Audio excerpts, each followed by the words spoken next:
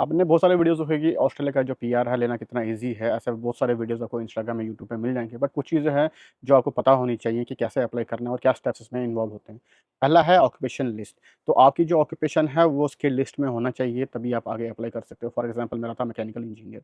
Second है आपका English का एग्ज़ाम है वो क्वालीफाई करना होता है so that you can start the next process. तो थर्ड जो प्रोसेस है वो है आपका स्किल असेसमेंट। स्किल असेसमेंट आपके जो स्किल्स है, ऑक्यूपेशन है, आपका प्रोफेशनल एक्सपीरियंस है, उससे वैलिडेट करता है और आप उसके बाद आगे प्रोसीड कर सकते हो।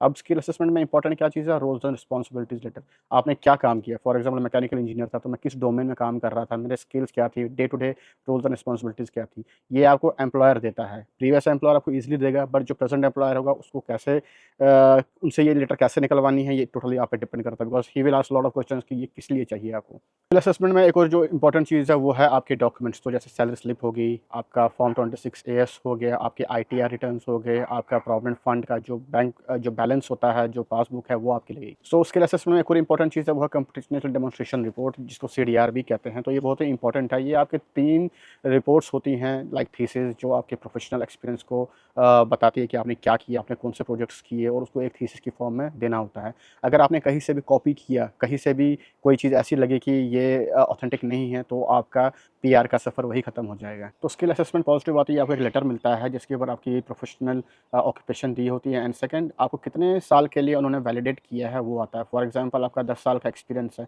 हो सकता है वो 7 साल को ही वैलिड माने, हो सकता है वो 10 साल को भी वैलिड माने, बट डिपेंड करता है कि आपने कितने अच्छे से आपकी सीडीआर लिखी है। फाइनल आता है जो स्टेप है वो है EOI. EOI is expression of interest. ये एक ऑनलाइन फॉर्म होता है जहाँ पे आप सारी इन्फॉर्मेशन फिलअप करते हो कि जैसे आपके पासपोर्ट डिटेल्स, आपका नाम, आप कहाँ रहते हो, आपके कौन-सी ऑक्यूपेशन के लिए अप्लाई कर रहे हो, आप कौन-सा वीज़ा अप्लाई करते हो। ये सारा कुछ करने के बाद आपको सबमिट करना है। सबमिट करते ही आपको एक पीडीएफ जनरेट होगी और वो बताएगा कि आपके टोटल पॉइंट्स कितने हैं। जैसे मेरे केस में 75 पॉइंट्स थे। अब इसके बाद क्या होता है, जो आपकी एप्लीकेशन है वो क्यू में चली जाएगी। अब जैसे आपके 75 पॉइंट्स हैं, तो किसी के 80 होंगे, किसी के 90 होंगे, किसी के 65 होंगे, तो अकॉर्डिंगली वो एक लिस्ट में चला जाएगा और जैसे ही इनवाइट आएगा, अगर ज़्यादा इनवाइट आए तो काफ़ी सारे एप्लीकेंट्स को इन्विटेशन आएगा फॉर वीज़ा। अगर नहीं आया, दैट मीन्स आप क्वालीफाई नहीं कर पाए, राउंड्स में जो पॉइंट्स है वो काफ़ी हाई जा रहे हैं। अब लास्ट है कि वीज़ा इनवाइट कब आएगा, तो इसकी कोई श्योरिटी नहीं है, ये रैंडमली कभी भी आ सकता है। कभी 6 महीने में एक बार ही आएगा, कभी साल में एक बार ही आएगा, शायद 2 साल में एक बार ही आ जाएगा। तो इसकी कोई भी प्रोबेबिलिटी नहीं है कि आप पहले से प्रिडिक्ट कर सको।